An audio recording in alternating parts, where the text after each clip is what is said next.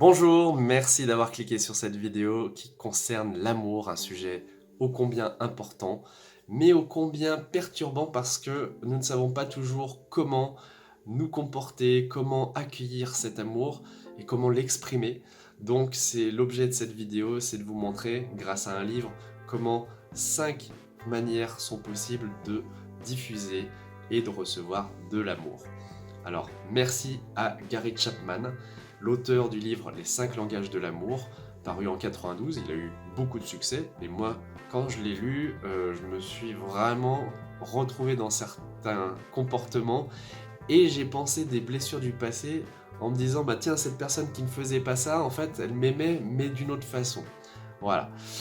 Donc, je vais vous en parler un peu de ces différents langages, un peu comme l'univers de l'amour, et on fait un voyage sur les 5 continents. Premier continent, les contacts physiques. Pour la plupart d'entre nous, ils sont quand même super importants, que ce soit les câlins, les bisous, les caresses, les embrassades. Nous sommes nombreux à avoir besoin de passer par le corps pour exprimer notre affection, que ce soit en famille, dans le couple, avec les amis. Il y a souvent une sorte d'intimité quand même physique qui se crée, et ça peut être la façon préférée qu'on a de manifester cet amour. Alors, par exemple, si vous aimez les peluches, si vous vous lovez dans des plaids bien confortables, si vous aimez les contacts un petit peu virils qu'il y a dans des sports comme le rugby ou le judo, les sports de combat, c'est que peut-être votre langage privilégié d'amour, ça va être par les gestes d'affection, les gestes qui vous mettent en contact avec d'autres personnes. Et on ne dira jamais assez à quel point ces gestes peuvent être importants. L'exemple que je peux vous donner personnel, et je pense qu'on en a tous de nombreux, c'est à la perte de mon grand-père.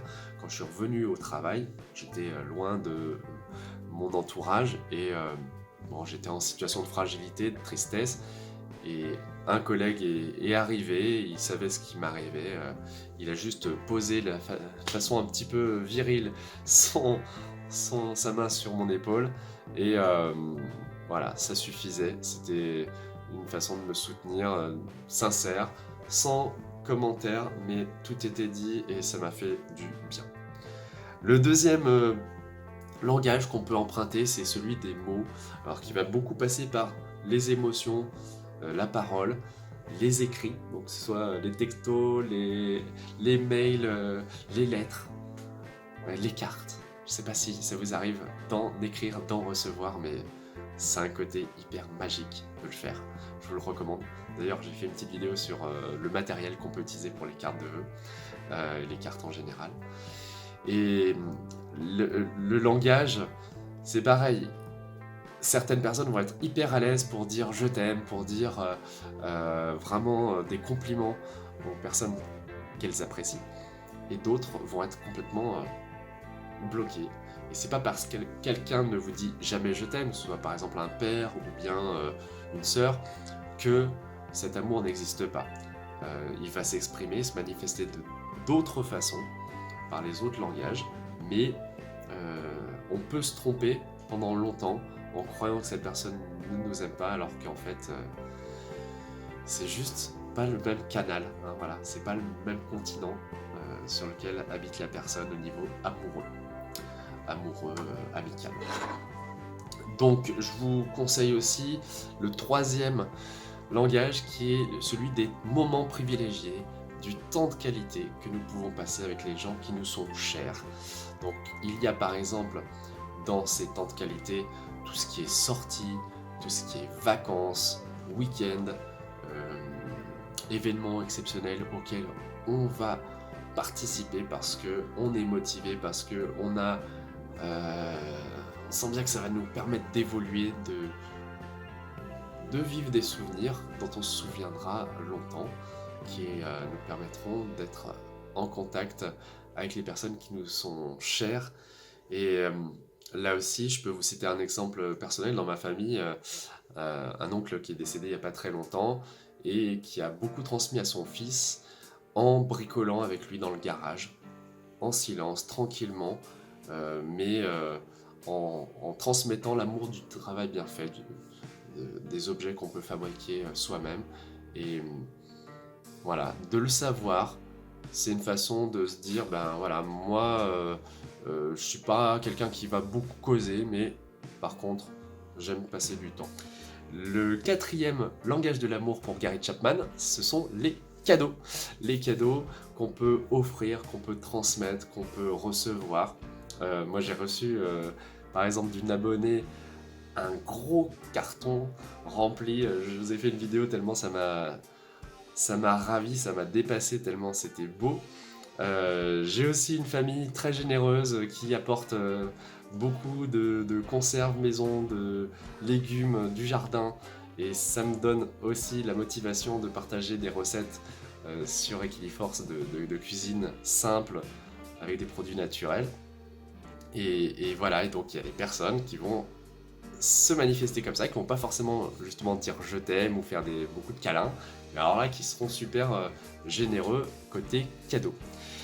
Et puis le dernier langage de l'amour, ce sont les services. Les services qu'on peut rendre à une personne pour qui on a du respect, de l'attachement, de l'affection. Je vais prendre un exemple qui m'est arrivé cet après-midi, quelqu'un qui m'appelle, qui faisait partie, on va dire, d'une de mes vies d'avant, une personne qui est un peu âgée maintenant et qui a besoin de parfois faire des courses, hein, donc je l'ai emmené, j'ai apporté les packs d'eau et tout ça. C'était une façon de manifester mon respect et aussi ma gratitude pour le lien que nous avions cultivé, que nous avons gardé en des termes pacifiques, malgré les aléas de la vie qui ont fait que nos chemins se sont un petit peu éloignés. Donc, je résume, les 5 langages, on a le contact physique, les mots réconfortants, les temps de qualité, les cadeaux, les services. Et je dirais que nous les avons tous plus ou moins, mais que nous en avons certains qui sont privilégiés, d'autres qui sont beaucoup moins importants. Moi j'ai beaucoup de tendresse d'ailleurs quand je vois que quelqu'un ne sait pas exprimer son amour avec des mots, mais par contre va être toujours présent, va être au taquet pour rendre service quand il faut.